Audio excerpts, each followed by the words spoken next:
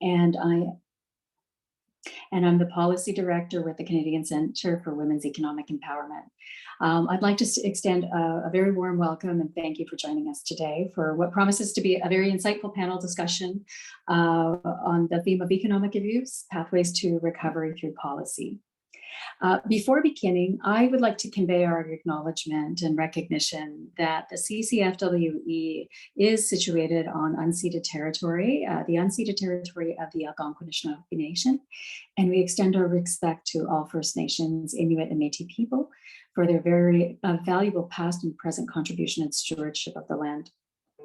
What I would also like to acknowledge the many women who have survived family violence and recognize their courage, strength, acts of resilience and resistance. We acknowledge the services and organizations whose work is to walk alongside victim survivors on their journey to safety and recovery, and to those whose work is to prevent violence before it occurs. We are incredibly grateful for the support of our donors, our task force members, our partners, volunteers, summer students and families who have helped us to achieve so much in such a short period of time. And together, we are supporting families and empowering them to find the help they need for their children and themselves. Together, we're changing lives and inspiring hope. I would also encourage you to engage in today's conversation by using our Twitter handle and keeping the conversation alive at CCFWE with the hashtags Help Us Rise, Ending Economic Abuse, Coercive Control, and Gender Equality Week. So today's webinar will run until approximately 12:30. Each panelist will have about 10 to 15 minutes for their address in response to some predetermined questions on areas of interest for policymakers in particular. And at the end of each at the end of the address, the panelist will pose the next question to the subsequent panelist in the agenda. Before beginning, I'd like to introduce our panelists and give them a big thank you for joining us today. Beginning with Anjum Sultana, who is the National Director of Public Policy and Strategic Communications at YWCA Canada, the country's largest and oldest gender equality organization. Anjum is also the primary author and operations lead for a feminist economic recovery plan, making the economy work for everyone, the first nationally focused recovery plan of its kind. She's also a member of Canada's W20 official delegation, providing recommendations to G20 countries and related policy advice. I'd also like to introduce Alicia Silverstone. Sorry, I knew I was going to do that. Andrea Silverstone, Executive Director of Sagesse, Domestic Violence Prevention Society, Calgary-based organization committed to breaking the cycle of violence for individuals, organizations, and communities.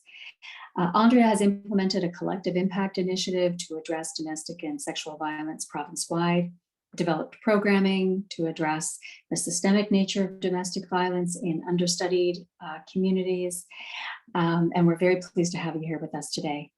Ray Eskritt, Executive Director with Harmony House, the only second stage women's shelter in Ottawa, Ontario, which has demonstrated leadership and innovation in its support of women and families during the pandemic through the creation of homeschool pods and other related supports. Thank you for being with us here today, Ray.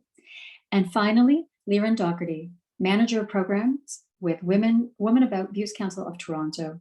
Lieran has been working in community and international development with a focus on women's rights and gender justice for the past 14 years. She began her career in the UK as a women's advocate and went on to manage several women's centres across the north of England, bringing team experience in gender-based analysis, program management, research, and policy.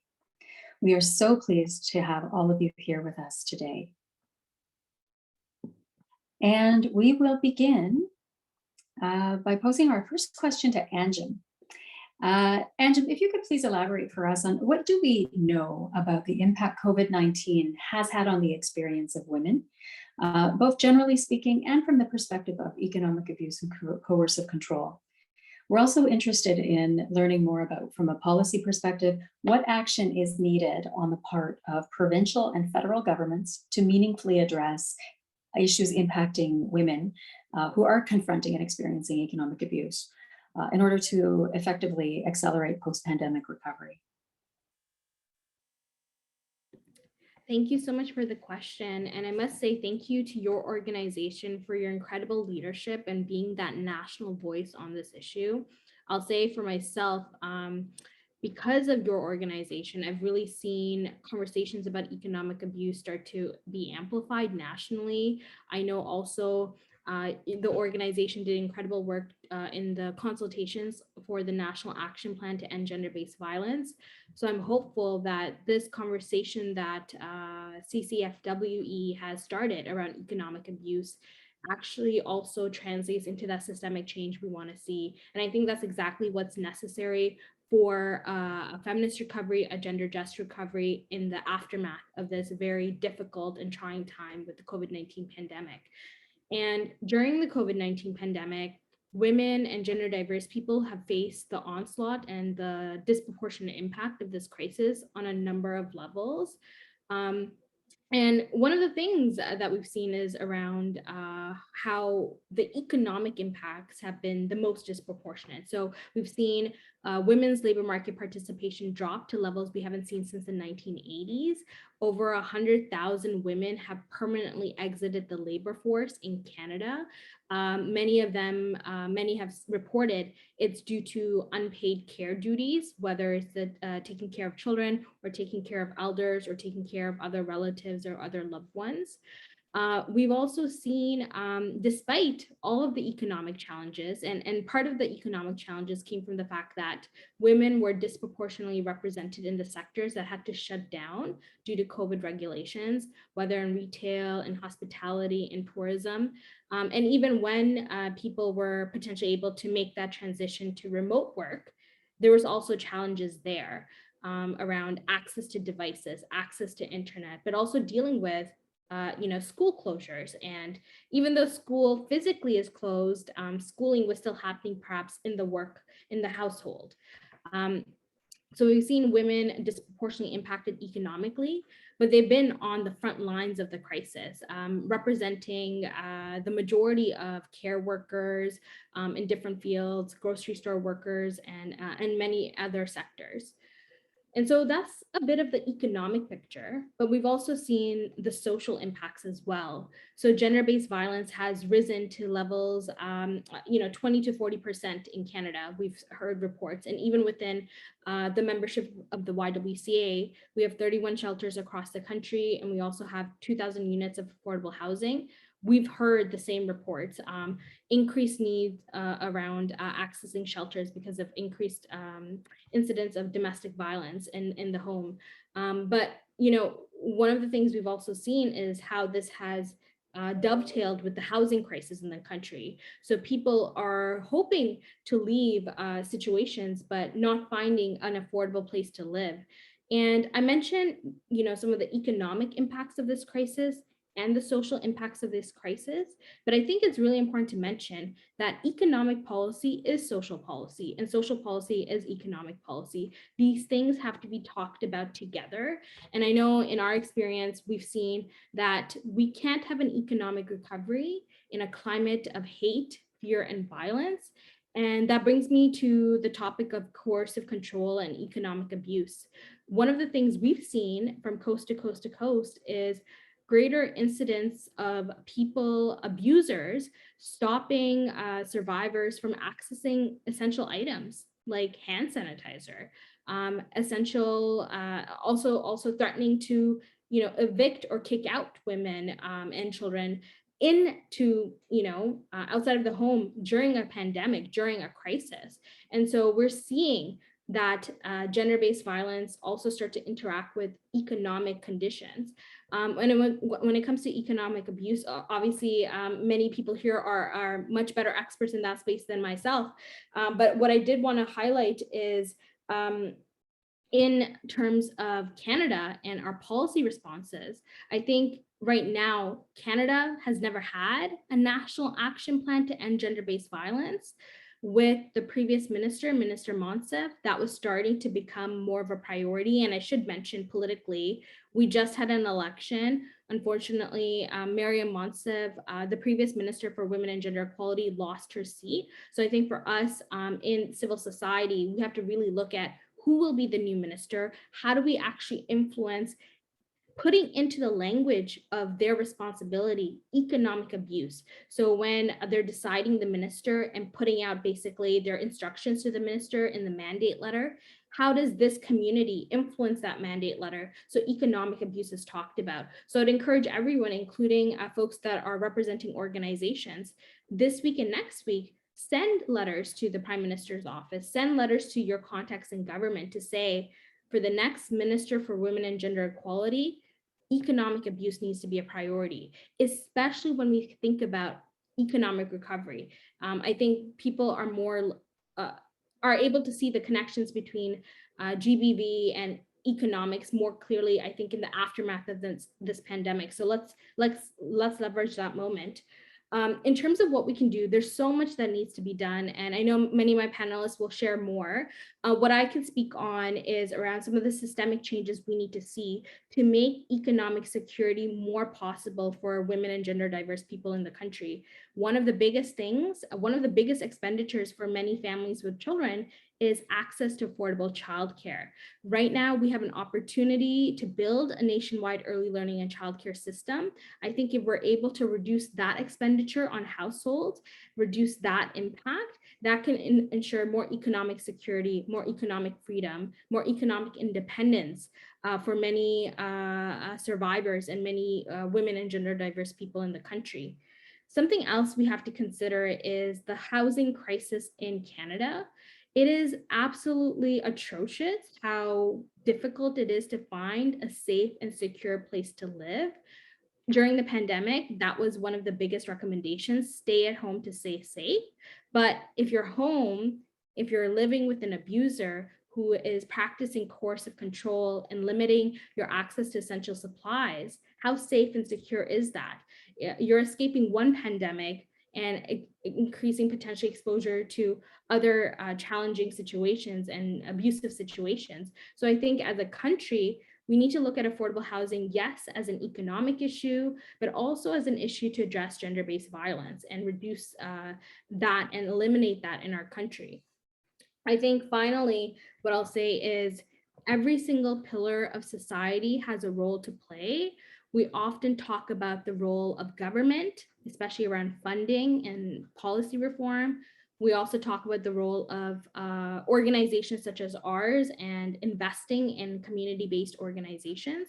But we have to also look at the banking sector and what types of policy reform needs to happen there, especially around trauma-informed approaches to supporting survivors of economic abuse. I've heard of so many situations and just troubling experiences around even interacting with a banking institution about experiences of economic abuse, about the lack of trauma-informed approaches, about the lack of understanding and the policies to support survivors.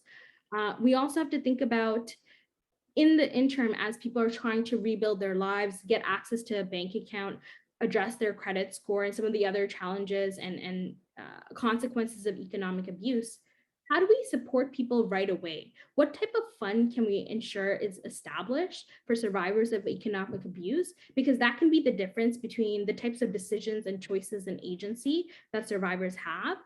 So one of the things that we are working on, we're still in the process of figuring it out, and we're hoping later this year we can kind of talk more broadly about it.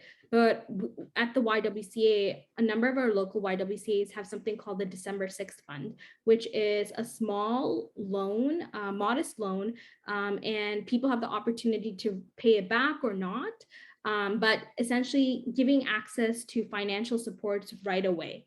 And, you know, from the stories and narratives we've heard, that has been such an important point, opportunity and moment for accessing, ensuring agency and leaving situations or having more choices, but also in the process of, if people decide to pay back, it's also been a healing process.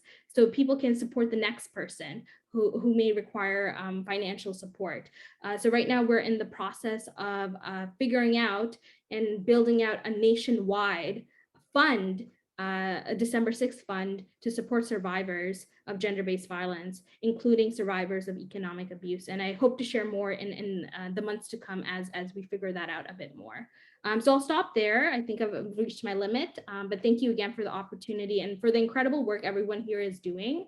My hope is in this 44th Parliament, economic abuse becomes something every single member of Parliament knows about and also knows what to do and support survivors across the country. Thank you.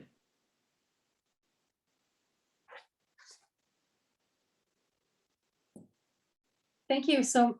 Am I off mute here? Thank you so much, Anjum, for the actionable insights on the measures that can be taken. I'd like to turn now to Andrea. In the last session of the Federal Parliament, the House of Commons Committee on Justice and Human Rights released its study of coercive control. How is coercive control identified? And how does this relate to economic abuse? In particular, we're interested in hearing more about the tools that enforcement officials, advocacy groups, support groups are saying are needed to effectively address this. I'll turn it over to you. Thank you. Thanks so much, Maryrose, and thank you so much to the other panelists as well for the work, the important work that everybody is doing. I really do appreciate the opportunity to highlight the discussion around economic abuse and with a focus on coercive control. So coercive control is a framework of understanding domestic violence that essentially is a pattern of behavior that curtails someone's personal agency and personal freedoms. I think that for a very long time, when we've talked about domestic violence societally, we've talked about it in terms of the violent episode model. And so something terrible happens that's usually violent and physical in nature. That's how we define domestic violence. And that's very, very narrow. In fact, it's so narrow, we know that only about 30% of people who experience domestic violence experience a physical incident.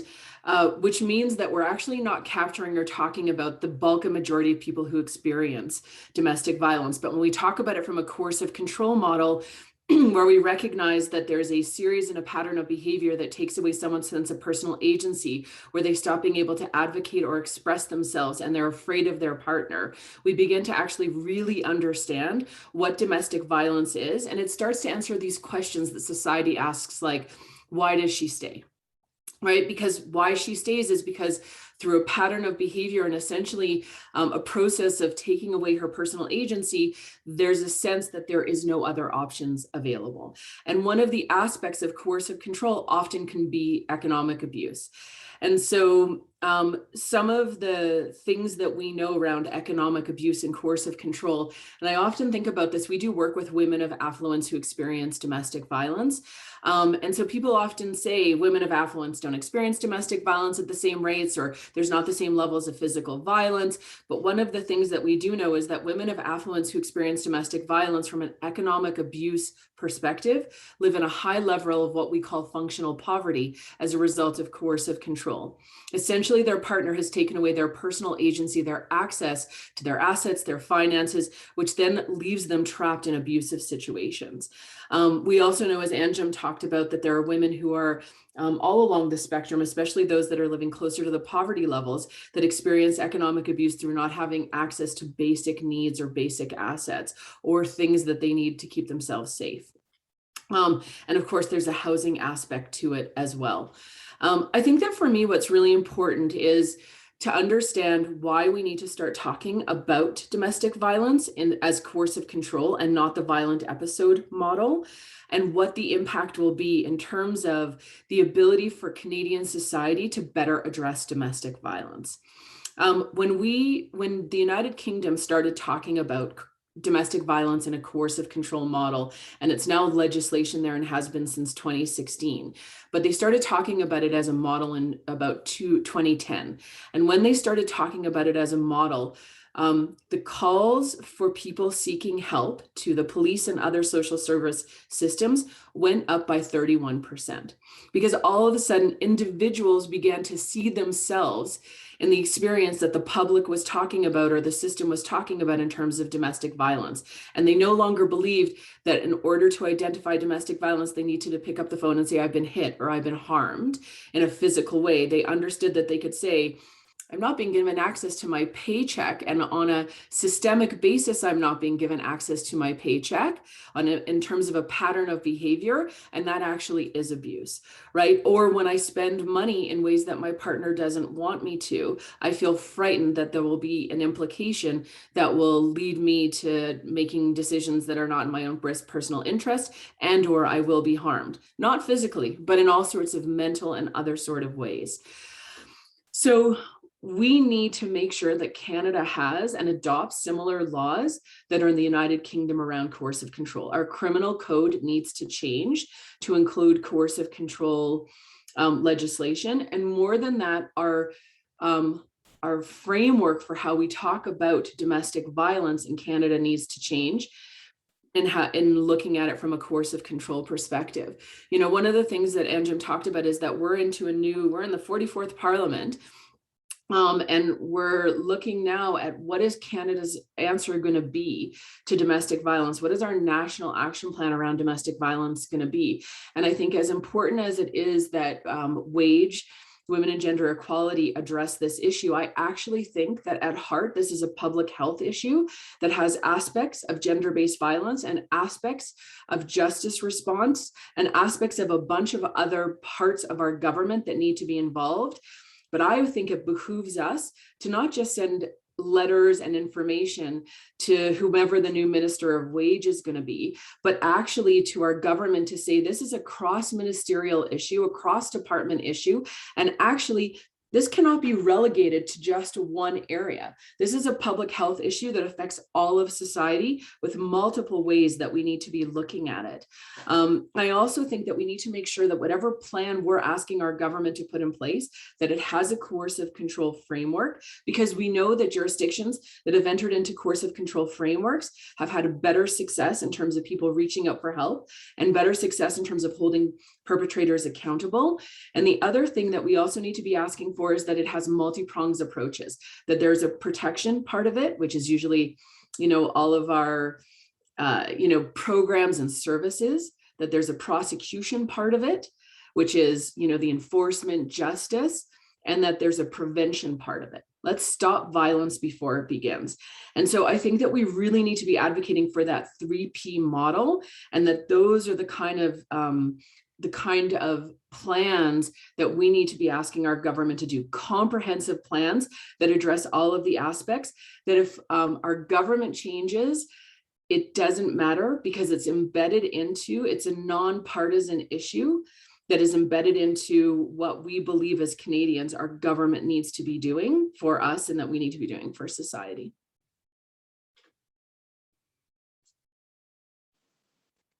Thank you so much, Andrea. There's so much to think about there. And as a panel discussion, we're going to move on to the next topic. We are leaving time at the end. I think we're going to want to come back to some of these. It's giving our attendees and CCFWE members a lot to think about. So thank you. And we're going to move on to Ray. Ray, what have been some of the most significant challenges in managing first and second stage shelters during the pandemic? And what policies do you think are needed to enable survivors to effectively transition to living independently and reestablish themselves? We're particularly interested as well in some insights on the unique perspectives and the challenges that confront in Canada's Indigenous women. Big question. Yeah, isn't it? So I'm going to start by saying, if you want to learn about the challenges and the experiences of Indigenous women, ask an Indigenous woman. I'm not Indigenous, so I'm not really in the chair to answer that particular question. I can talk a little bit about rural and far north experiences, but Indigenous women are vast and varied. The Mi'kmaq are not the Blackfoot, are not the Inuit, are not the Métis. The economic conditions in BC are vastly different from that in Newfoundland, are vastly different than that in Toronto, vastly different than those in Iqaluit. So that's a big issue. But I think we can start with the Truth and Reconciliation Commission recommendations. And we can start by acknowledging the fact that on top of you know, 2 economic collapses and recessions in the last 40 years, on top of food insecurity, on top of housing insecurity, on top of economic insecurity. They're also recovering and healing from a genocide that is continuing to happen.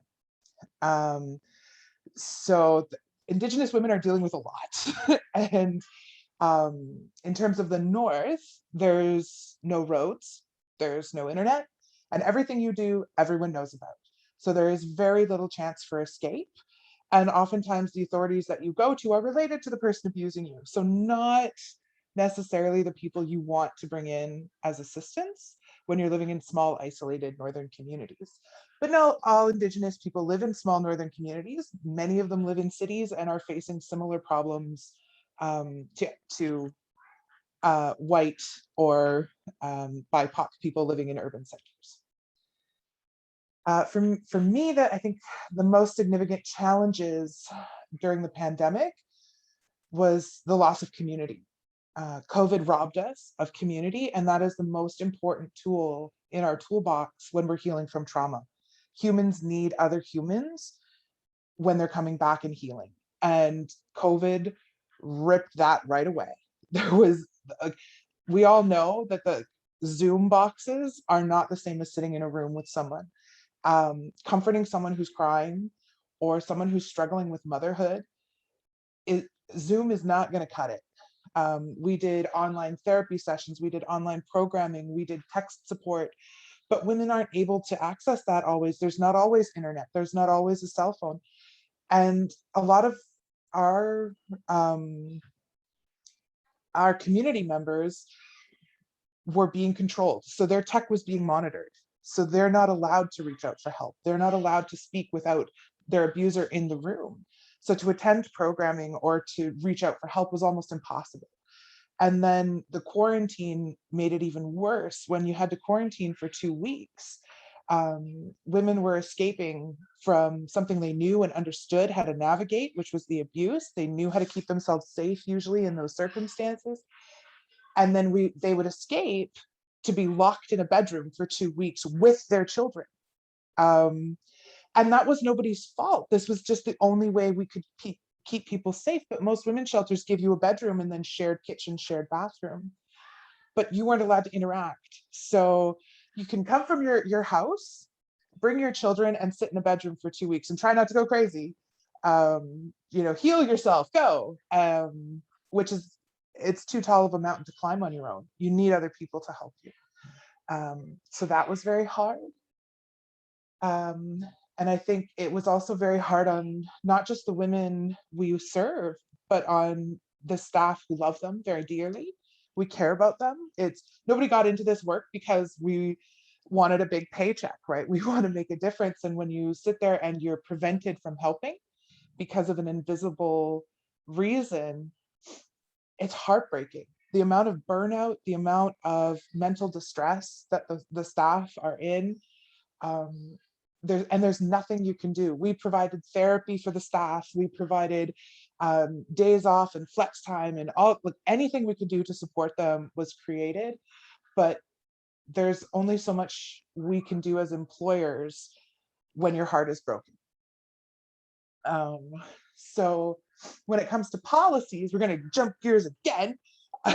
When it comes to policies to transition back to living independently, I'm a huge proponent of basic income. I'm not a huge proponent of the capitalist society in which we find ourselves. Surprise! But I don't think that jobs are necessarily the answer. For a lot of the women that I work with, they are too traumatized. It's not going to happen for them. And to say, okay, well, welcome to a life of poverty for the rest of your life is not an adequate answer for me.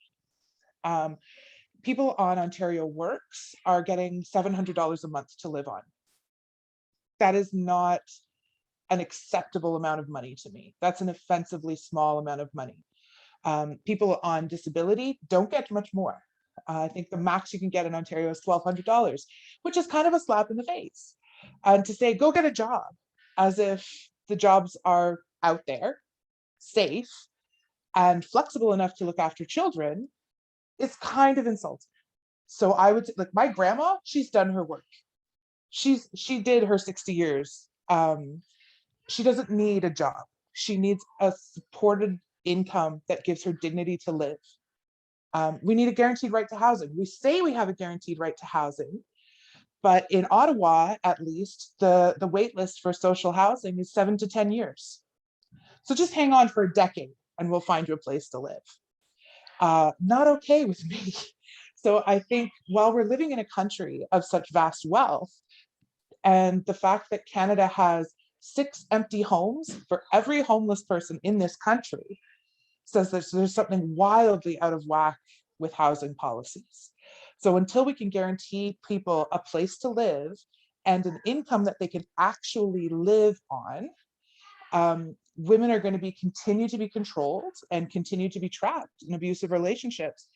And whether that's with a partner, whether that's with a family member, whether that's with an employer, there are many women who are abused by their employers because they simply can't afford to leave that job. And that's totally unfair. So yeah, I think that was my time. So I'll stop there. Thank you for having me and thank you for talking about this. Thank you so much, Ray. We really appreciate the insights. Turning now to Lieran. Thinking about policymakers and the data that's needed in order to craft meaningful policies and to develop the insights to support those policy directions. Some of the things that we're interested in are, what data is available, what to put a spotlight on, the change in circumstances as a result of the pandemic, to demonstrate the level of economic abuse and coercive control, especially in racialized communities, and where do we see gaps in terms of like the information that's available to inform the development of those policy responses? What more is needed to bring visibility to this area? Absolutely. Well, thank you. And thanks everyone for having me today.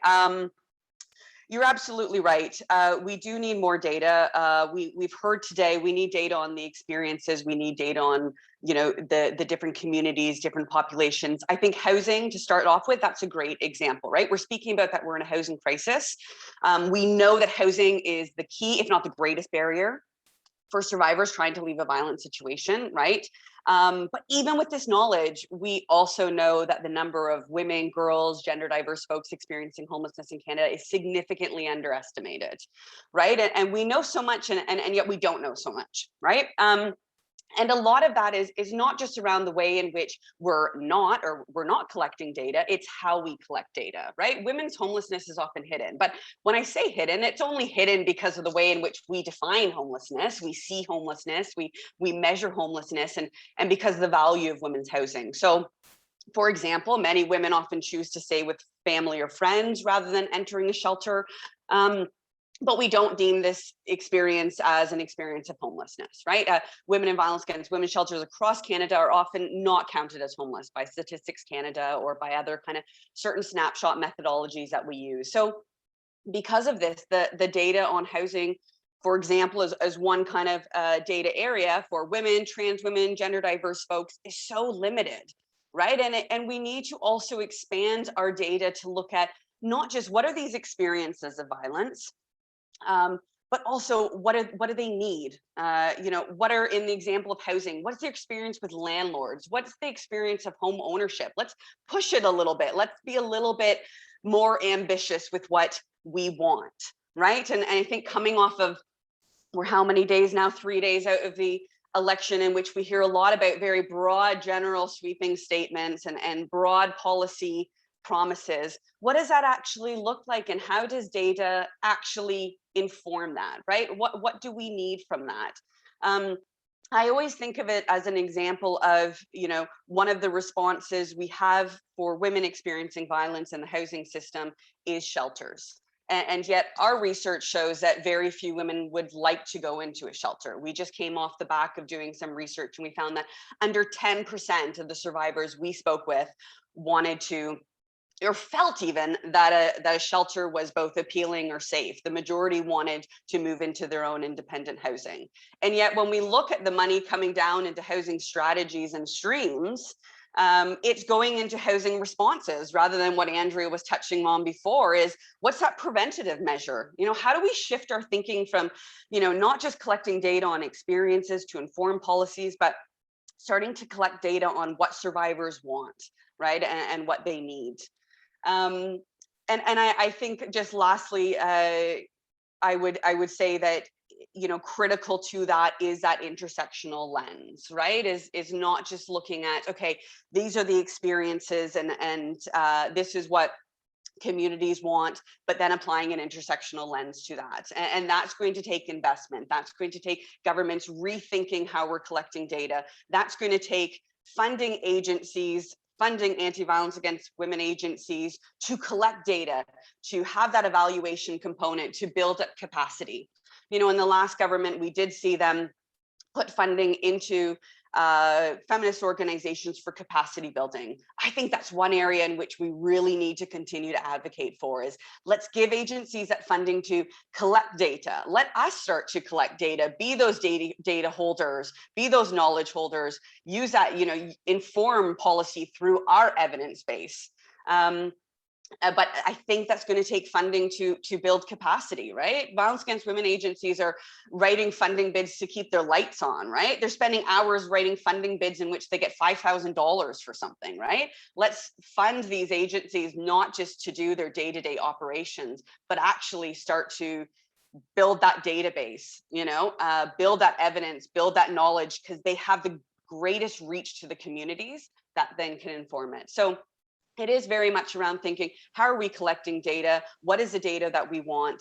How are we ensuring it's intersectional? And who's collecting this data? Let's think about where that data is sitting and who's holding that as well. Let's try to just, I think, you know, data is important. I agree with you. It does need to inform it, but can we think a little bit differently about who's collecting it, who holds it, who interprets it? Thank you so much. Can I ask as well, you know, leaving an abusive relationship has commonly implied leaving one's home. You've touched on a number of the barriers that are there for women who are seeking access to safe and adequate housing. What are some of the things that you've seen that are more promising? You talked a little bit about you know, federal funding to for some local initiatives. Are there some specific local initiatives that you think that hold more promise than others? Absolutely. In terms of housing, well, we've heard a couple today, like a long-term solution does require housing policies and income security policies that are working actually to increase women's economic security and their independence. Basic income is a good way to start with that. We actually need safe, affordable, and permanent housing. A few practical promising policies, I would say that we need a clear allocation for housing in policies and strategies. So the National Housing Strategy is an example, the Toronto Housing Strategy is an example. They have dedicated 25% of resources, or in the case of Toronto, 25% of new affordable housing. Good. Back to the data point, it would be really great if we could see these allocations and strategies were intersectional, right? That we had allocations going directly towards those most impacted by poverty. So, you know, single mothers, Black and Indigenous women, senior women, survivors of gender-based violence. We also want to see housing policies that require new developments to be affordable. So an example of that is inclusionary zoning. Toronto right now, for those who aren't aware, is considering an inclusionary zoning policy. So what that would do, Maryrose, that would require new developments to have a certain percentage of units be affordable. And WomanACT and others are actually advocating for those units to be dedicated for women-led households and for survivors. So again, it's kind of crunching down further and looking at it. I also think we need some policies that give women choices, give survivors choices, flexibility and choice. A portable housing benefit is a good example of that. However, my kind of concern over that is it can push survivors out of the social housing model into private rentals, where we know they face kind of increasing rents and discrimination. Just lastly, one area that WomanACT is currently looking at is the policy and program concept of safe at home. This model is quite prevalent in the UK and Australia. It enables survivors to remain in their own home or in independent housing with the perpetrator removed. Now they do require a combination of legal tools, security measures, financial support, those wraparound services. but it's a really important policy because, you know, many of our housing options in Canada, they have something in common, right? They place the onus on the survivor to leave. They place the onus on the survivor to find safety. And in the context of today's discussion around, you know, economic abuse and economic security, while that should always be an option, shelter should be an option, social housing should be an option, housing programs should be an option. You know, they often lead to homelessness, right? They lead to a loss of resources. It's costly to move. You may have to apply for social assistance, and it can disrupt your and your children's lives. So that's why we're kind of taking a look at how do we realize safe at home in Canada. And we've actually, through our recent research, heard from survivors that this is what they want. As I mentioned at the beginning, you know, less than 10% reported they preferred an option of a shelter or staying with friends. They saw actually independent housing as both the safest and the most appealing option. So I think when I talk about these policy solutions and going back to data, we really need to start working on housing policies and options that, you know, are evidence-based, but also what do survivors want? You know, what does that housing look like? And let's even try to be a little bit more ambitious and look at what, you know, look at it less from a kind of a patriarchal and Eurocentric way. What does cooperative housing look like? What does home ownership housing look like? Thank you so much. So we're going to also open the floor. If you have any questions to our attendees, please send them on to Joanna, and we'll be sure to take a look at that. I do have a couple of questions for our panelists, and please, I would invite you all to jump in and to add on to the comments of your colleagues. Ray, I have a question for you actually to begin. I thought that was a really innovative initiative to have the homeschool pod during the pandemic. And can you tell us a little bit more about that? So we had quite a few kids in our shelter, and a lot of the mothers were very apprehensive about sending them back to school. There's lots of fear when it comes to back to school for the women we serve, whether that's the child is now open to the abuser picking them up, or finding the woman, like waiting for her to come and pick them up so they can follow her home. And normally we can deal with those things by changing schools or having legal protections. But COVID was a whole new ballgame, and women were very, very worried about sending kids to school. And there's also the component of they're living in tiny apartments here, and they may have 3 or 4 children and 1 laptop if they had a laptop. So we put in this huge effort to make sure that every child had a laptop available to them. And we weren't having board meetings anymore. Those had all moved to Zoom. So we tore down our boardroom and redesigned it as a classroom. We hired an educator. It was a new graduate from college, and they came in every day from 9 to 3, and we had a classroom going. And the kids were allowed to be together because they all live communally anyway. They all lick the same stuff. So we figured if one of them was going to get COVID, they're all going to get it anyway. So let's stick them together. And it worked great. The kids came every day, 9 to 3. They had an adult there who understood teaching methods. So moms had a chance to sit and breathe for a moment. A lot of our mothers are, I shouldn't say our mothers, a lot of the mothers we work with are new to Canada. So they have vast amounts of knowledge. They may speak 5 languages, but English may not be the one. Or they would be brilliant English majors, but not so good on the math, right? And then maybe not understand the new math. But so we hired someone specifically that could explain it to the kids, to give moms a break. And it was all through donations. People poured money into it, and it was fantastic. The kids loved it. I loved having them here. It was way more fun than the stuff that normally happened in the boardroom. And it was just a little slice of normal for the kids, and it was a little break for the moms. And it was a relief for us to know that we're not sending the most vulnerable people at our shelter out to face this scary virus on their own. That's amazing. Thank you so much.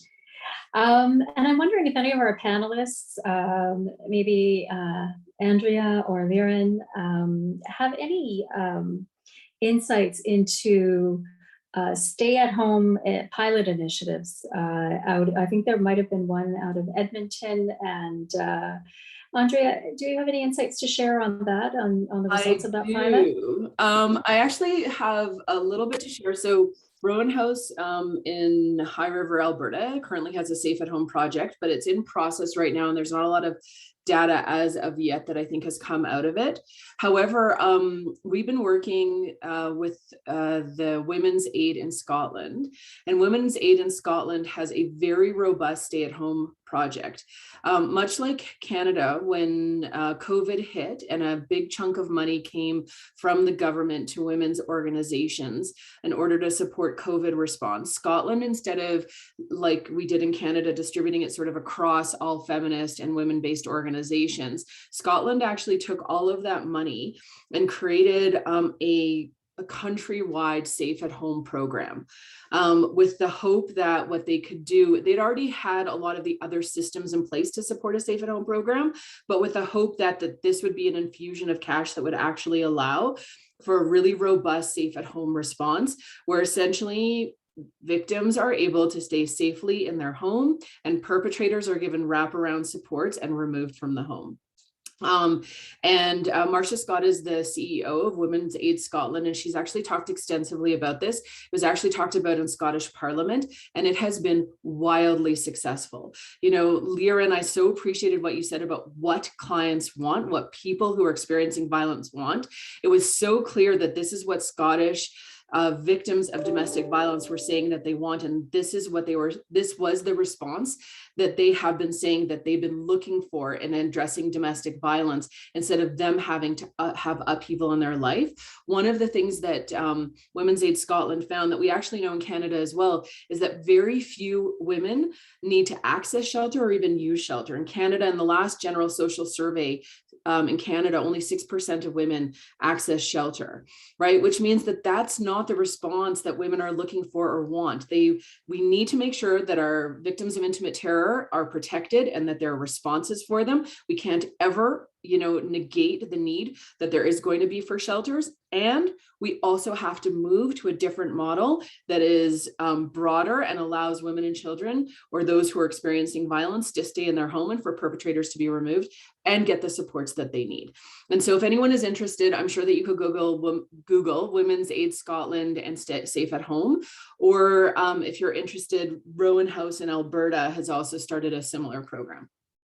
And also Australia has a safe at home program. There's a few of them around the world, but Scotland's is the most robust. Thank you so much.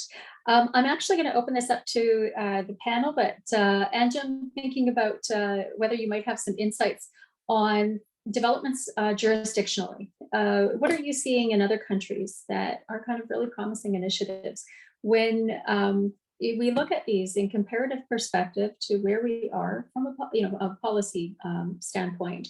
It looks as though in Canada, we've slipped behind other G7 countries, certainly, in terms of like the robust policy responses that are needed in this area. So I'm wondering, I'll leave this open to the panelists, but Anjum, anything in particular come to mind of what you're seeing in other jurisdictions? I think one of the big conversation points is, how do we ensure that all forms of gender-based violence are considered equally, are considered with the same vigor and rigorous intervention and support? And one of the things in Canada with respect to the National Action Plan to End Gender-Based Violence, from what we've seen, is people looking towards Australia.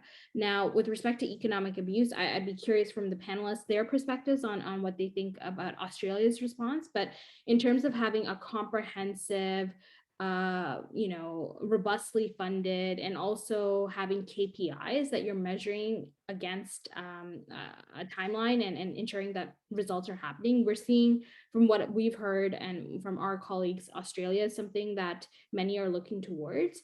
I think in Canada, we need to start to also analyze what types of metrics we're looking at around figuring out, have we actually entered into economic recovery?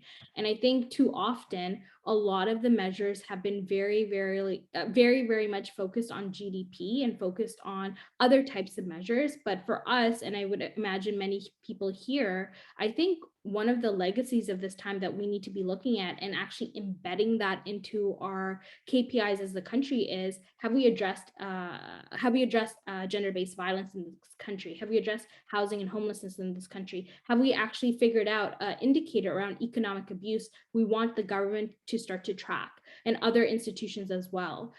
So I know right now there's a quality of life and well-being index that they're embedding into the budget process at federally.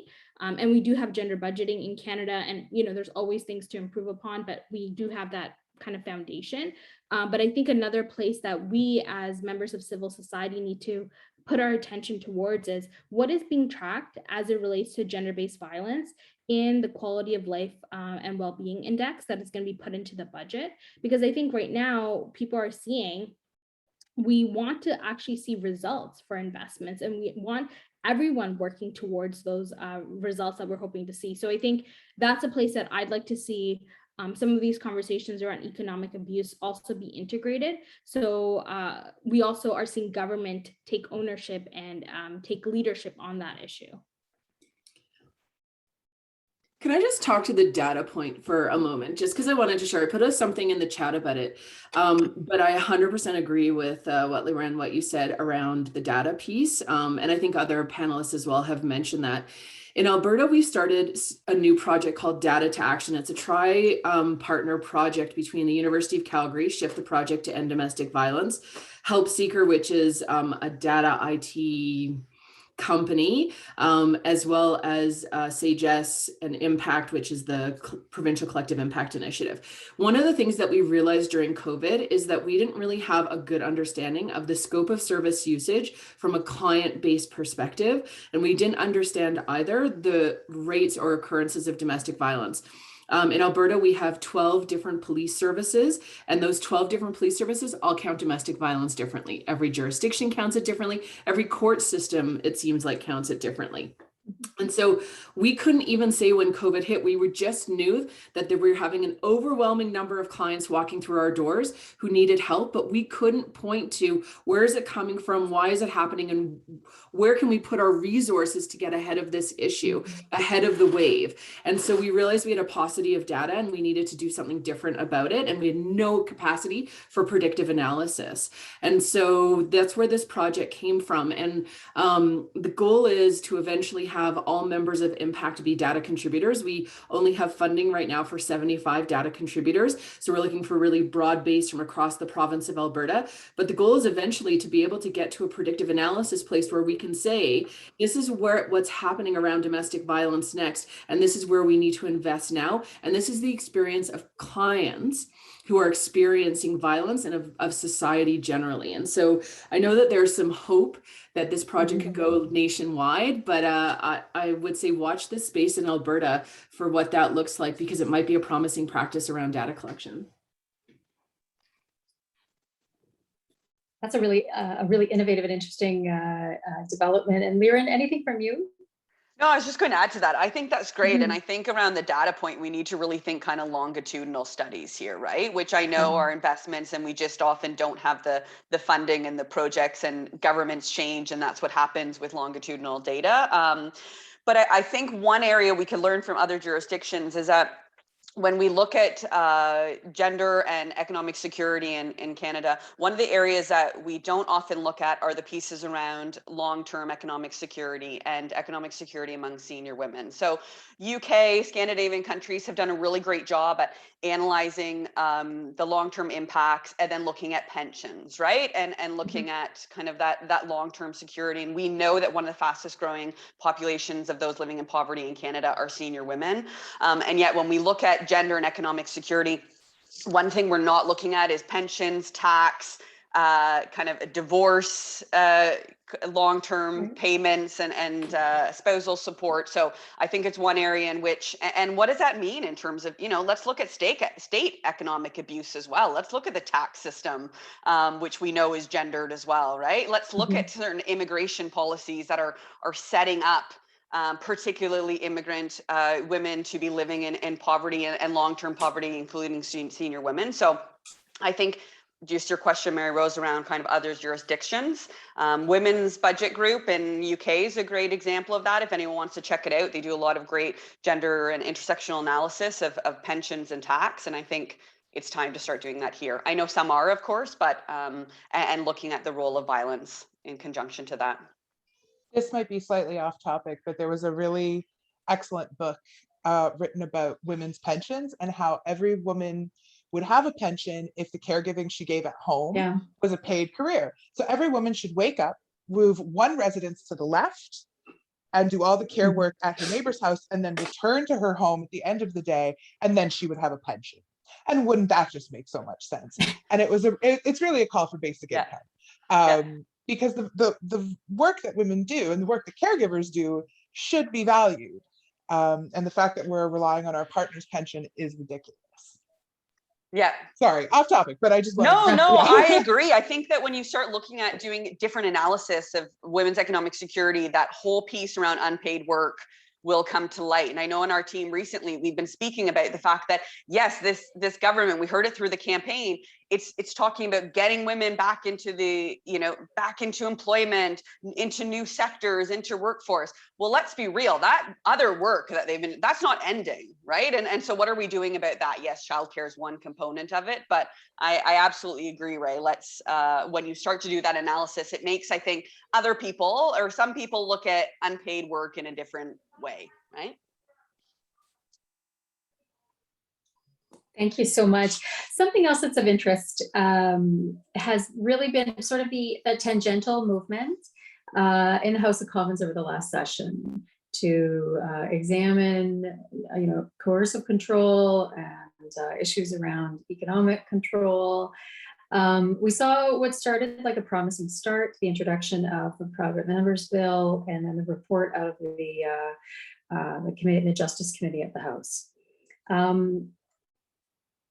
And now I'm kind of, left with the question, okay, well, what's next and what should we expect to see, following that? The Justice Minister was tasked with the development of a task force, bringing together provincial governments and the development of a national response. A little slow to action on that account. And so, for our panelists, what do you expect to see, I guess, from our elected officials in the next mandate? And in their current mandate for the provincial levels. Anyone have any insights on that? I can talk to the coercive control piece. And so I think that for me, my hope is, Randall Garrison, who's the MP who brought forward the private members bill, has again won his seat in Esquamish Senate. And so he's very passionate about this issue. And my hope is that he'll continue to be an advocate and passionate and hold this government's feet to the fire around the recommendations in the Justice Committee report. Having said that, prior to this last parliament disbanding, Randall co-sponsored a petition with myself or with Sagesse to force the government to respond to the recommendations in the report within a 45-day period. We got 23 days in and then they called a new election. Having said that, my feeling is that in the event for some reason Randall isn't able to move the needle around it or this government isn't responsive to the recommendations of that report, let's do another petition. We needed 500 signatures on that petition in a period of 30 days, and we received over 1,000, which says to me this is an issue of great importance to the Canadian public. And so there are ways that we can use the democratic process. I saw that there's a link to another petition. There are ways that we can use the democratic process. They have to respond. If a parliamentary petition meets its requirements, no matter what, the government has to respond within 45 days, either with a yay or a nay. And so let's use the democratic process to try and make sure that the agendas that we have move forward, as well as having good government relation strategies and all of those other pieces. But I'm not giving up on that. I agree, and I agree with Andrea, and I would just also add, like, it's important that community agencies, that experts, that survivors continue to be informed in this work, right? That we know that when you identify kind of a new crime, that you're giving police certain new powers, and so it's, you know, I think we need to ensure that there's some accountability there as well. What does that look like? How are people understanding coercive control? You know, it can be a very kind of vague, gray, difficult concept sometimes for some to be able, you know, to be able to interpret and understand. So I agree. I think it's around holding the government accountable and then holding other stakeholders that are going to be a part of that accountable as well, including police. You're bringing up a really important point. And that is, you know, as first responders, we're kind of, you know, have been looking at this through the violent lens, violent episode lens. And thank you, Andrea, for expanding our thinking on this, you know, to be a more expansive model. But what can we say about, like, how do we feel about sort of where things stand in terms of, you know, the understanding amongst law enforcement officials, local police forces, when they are confronted with women who are saying, you know, my check was stolen. I'm being, you know, limited in you know, in particular respects, or you know, your cell phone. Somebody's abused your name, your credit rating with the bank, etc. What can be said of, like, the steps that the local police forces have taken jurisdictionally and maybe at the provincial levels, if anybody has any insights to share in that respect? I don't have much in terms of policy, but the police are not helpful. The police are probably the last people we call at the shelter. We have a no police policy here. We only use them in cases of extreme danger, because most of the time they're less than helpful and actually more harmful. The most support we've ever gotten for women who are facing financial abuse is actually from banks, which is shocking. That banks are the good guys in this story. We've had several women come through the shelter who banks actually flagged for us and said, hey, this woman is being abused. We can tell by her bank records. And you go to the police and they go, well, what do you want us to do about it? They're married, they live together, common law, people share money. What's the problem? But I mean, the police can't even deal with violence. What are they going to do with, like, they don't arrest white collar crime. That's not what they do. They're there to protect property. As long as your property is fine, they don't care. So until the banks start getting standardized training in how to spot fraudulent loans, or giving women who are fleeing violence fee-free banking, or any kind of, like, secret accounting, which we'd love to see, like an abuse victims bank that no one else can access, that only that person can access it. You have to go into the bank to access it. Nothing's going to happen. The police can't deal with it when they murder you. What are they going to do when you steal their money? You know, Ray, I think you bring up a really good point around the police not doing anything. And I think that part of the challenge is they don't have the tools in their toolbox to do anything, right? One of the things that we've heard, and I'm not even going to get into the police response because that's a whole other panel and issue and frustration and broken system and disappointing and shameful. Like, I could go on and on. But I think that part of what we've recognized in our work with the police, especially around talking around coercive control legislation, and why police are so keen on this legislation, is they don't have any tools in their toolbox to respond to violence when it's not the violence incident model. Doesn't hit the threshold for criminal activity. They have no power, even if they see what's going on. And the other thing is that we have this very disjointed policing system in Canada, where essentially everybody gets to do what they want, depending on, you know, like I said, in Alberta, there's 12 different jurisdictional police services, not including the RCMP, right? It is like, you know, every man for himself sort of thing. And so one of the initiatives that is happening in Canada right now, I don't know if people have heard about it, is to talk about a college of policing, and not a national college of policing, and not a college of policing in terms of the training that happens, but the standards that police are held to, and research that goes along with those standards to see if those standards are actually effective. The United Kingdom has a college of policing, and tons of great research comes out of that.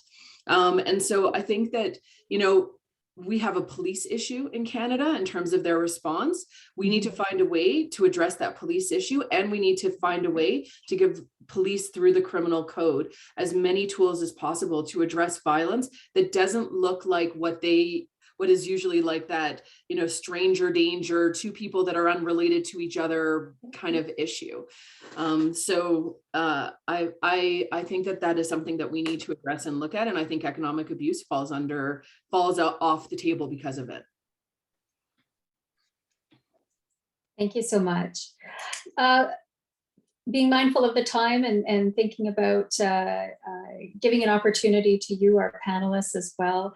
What would you like to share with us? What should we be looking at, you know, coming out of your organizations over the next 12 to 18 months? What directions would you like more attention being paid to, in addition to some of the things that we raised today? And what would you like to share with attendees at today's session?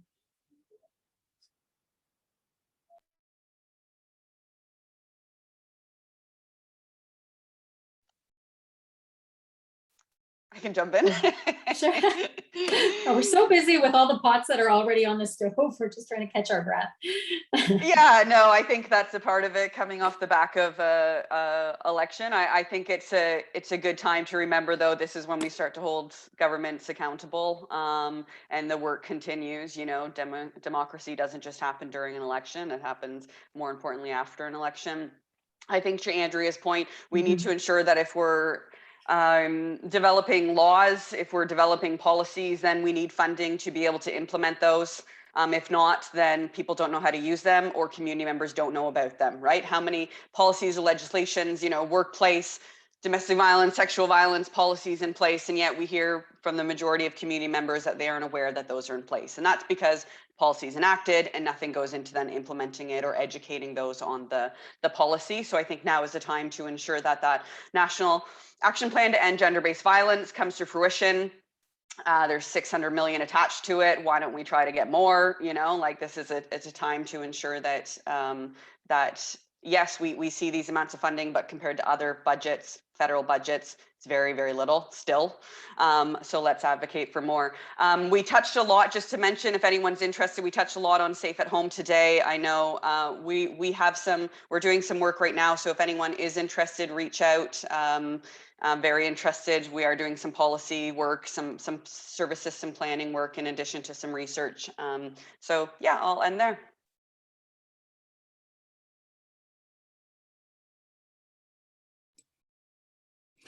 I think that the thought that I would like to leave us with is that, you know, we briefly touched upon the fact that one of the things that Sagesse does is how we are the backbone for a collective impact initiative in Alberta. And essentially, collective impact is this idea of how do we get upstream of the issues, big social issues, what they call the wicked problems, that we know what the problem is, but we're not sure what the solution is. But the only thing that we do know is that it's got to be a cross-sectoral, cross-societal response that has to be deep and impactful and sustainable and long-term. And so one of the things that there isn't, and there should be, is funding for collective impact initiatives to address issues like domestic violence, sexual violence, sexual exploitations, women, you know, issues that are very gender-based in nature. And so for me, one of the pressures that we should be putting on our local governments and our federal governments is the funding of collective impact initiatives. We do an amazing job collaborating in our sector, all off the side of our desk. That is exactly how, you know, we as women have a tendency to do things, and it's wrong. There should be dedicated funding to do this work, so that we can focus on the immediacy of the client need, while at the same time making sure that we're getting to that prevention place. I think for me, not being a policy person, like, you guys are all brilliant, and I'm just like, wow, you guys are really on it. My trajectory is very different. But for me, I think we're really missing an opportunity for reset. COVID gave the whole world a pause, and everyone rushed back to, how do we get back to the way it was before? But the way it was before was garbage. Why would anyone want to go back to the way it was before? I don't. That was terrible. And here we're, it's almost like we've been given this golden opportunity to sit down and say, what do you actually want from the world? And we've just gone, nah.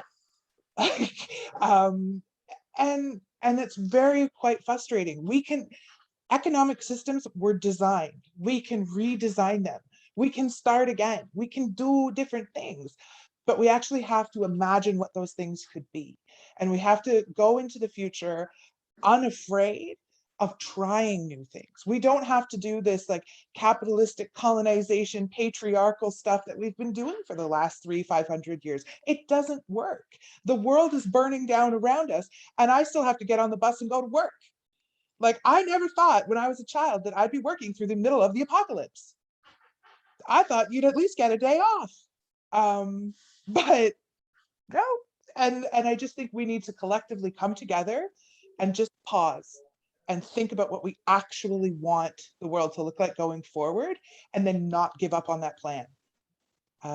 It's going to take some stones, but women have changed the world many times, and we can do it again.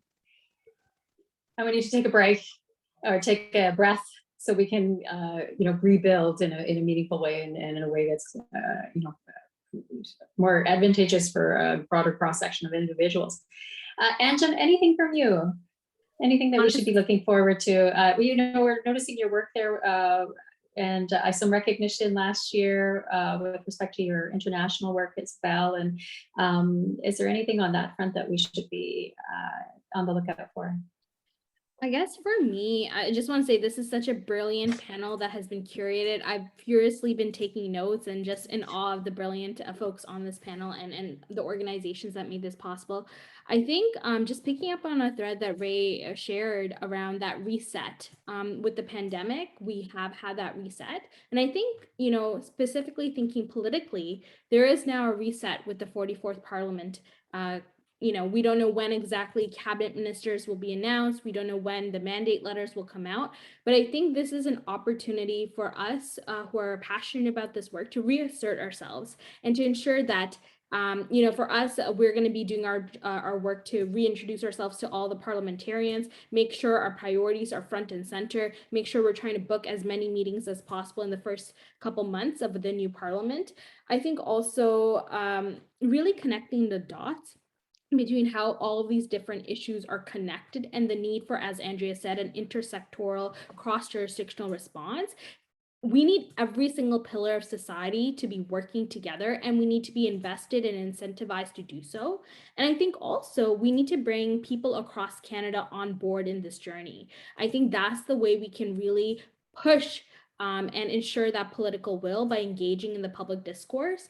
I want to zero in on what happened during this election with respect to sexual violence. A number of candidates from many different parties were, convicted or had previous charges regarding sexual violence, regarding gender-based violence of different forms. And we're seeing across the board, across all political lines, this fervent, no, this is unacceptable. And I think there's a real opening now to talk about this and leverage this moment that the country is having around gender-based violence again, specifically in the context of politics, but how can we take that opening and bring in the conversations around economic abuse, bring in the conversations of different forms of gender-based violence, but also around the need to invest in a feminist and gender just recovery. I think there's an opportunity here that I'm looking at. How do we leverage as an organization? And I think part of it is to be unapologetically feminist and focused on gender equity and reasserting ourselves in the public domain. Because that's how we can ensure our issues are on the front on the headlines of newspapers as we come out of this, as we go into this next parliament. That's going to be a big focus. And I'll share just politically, 3 cabinet ministers lost their seat in this past election, 3 women, 1 woman of color. And so I think there needs to be, if we really are looking for a feminist government, who is going to come into those new portfolios, who is going to be, elevated to cabinet, and how do we ensure that they put this issue as a priority for themselves? So those are some of the things I'm thinking about. And I will definitely share that fund that we're working at YWCA. The campaign will start around a National Survivors Fund, a December 6th fund that's pan-Canadian. That's something I hope to share with this community in the months to come. Thank you. Thank you so much. And I would encourage all of our participants to take a look at the comments that have been streaming throughout the presentation. So there's a lot of great resources in those comments.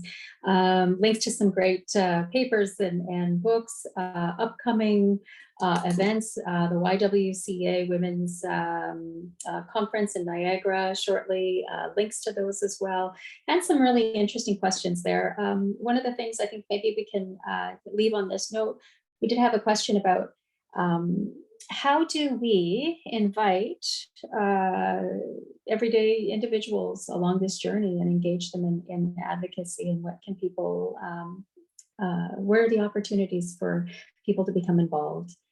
If anybody has any insights that they'd like to share on that, we welcome them. I'd like to just share, specifically around the issue of domestic violence, because I don't think this journey is just about addressing domestic violence. This journey is about addressing, the she session, as they call it, that is happening. But I think one aspect of it is domestic violence, and Sagesse has a program called Real Talk, which teaches every Canadian how to recognize domestic violence, empathize, ask the right questions, and listen, because we're all partners in addressing it. And so I would encourage people to go to the Real Talk website. There's webinars, there's toolkits. So I think that that's one piece. And then the other is, I saw something in the chat box, use the democratic process. Local MP, sign petitions when they come along. We have so much more power than we think we do. And let's not disenfranchise ourselves, especially after, women fought so hard for the vote, right? And you know what, Anjum, what you said, it is devastating to me that I felt like we took a step backwards in the loss of some of those key, positions that were held by women. And so we need to make sure that we don't lose any ground. One of the best pieces of advice I had when I started advocacy work was carry yourself with the confidence of a mediocre man. A lot of advocates are afraid because they don't know everything, or they aren't trained advocates, or they aren't lawyers, and a lot of the academic speak is really hard to decipher at first. And just to anybody who feels that way, those rooms are full of idiots. Okay, like the general population is, some are smart, some are not smart. It's the same in advocacy rooms. You don't need to be the smartest person to make effective change. You just got to show up. The world is run by the people who show up.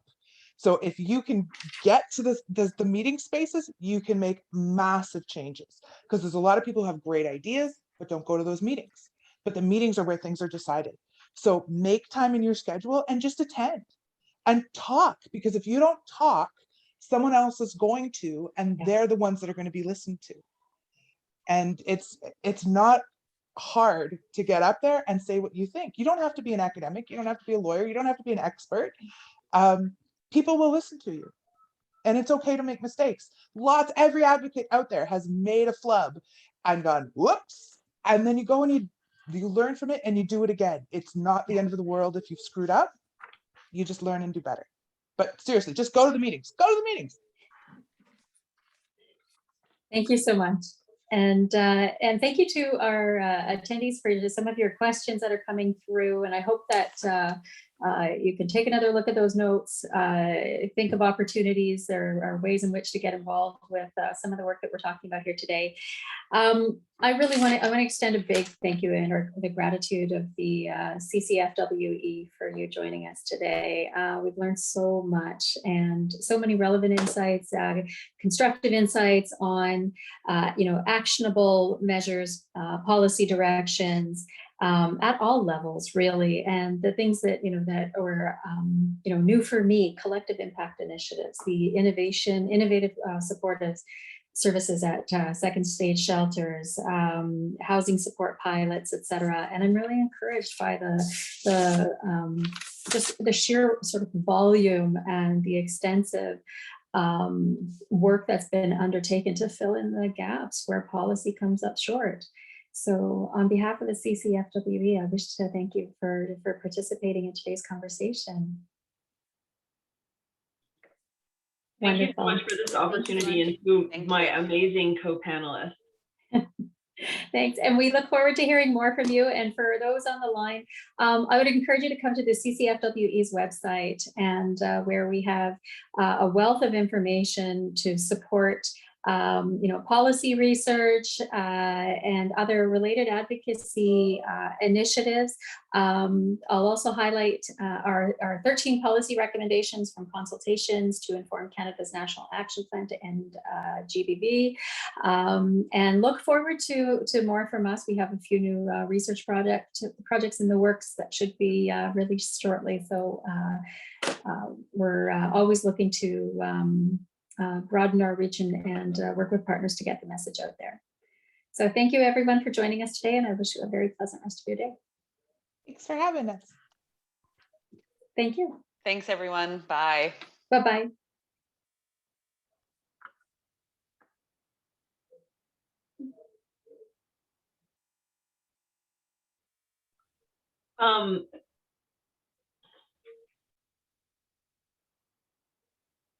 Maryrose? Yes.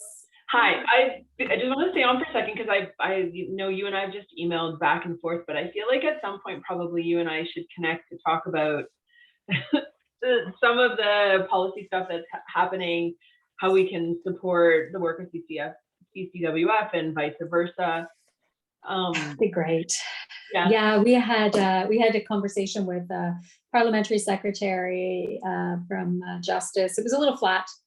The conversation was really flat, so it was pretty clear, like they knew that caretaker convention was going to be upon them in a couple days. So everybody was pretty tight-lipped, and but really I was kind of surprised.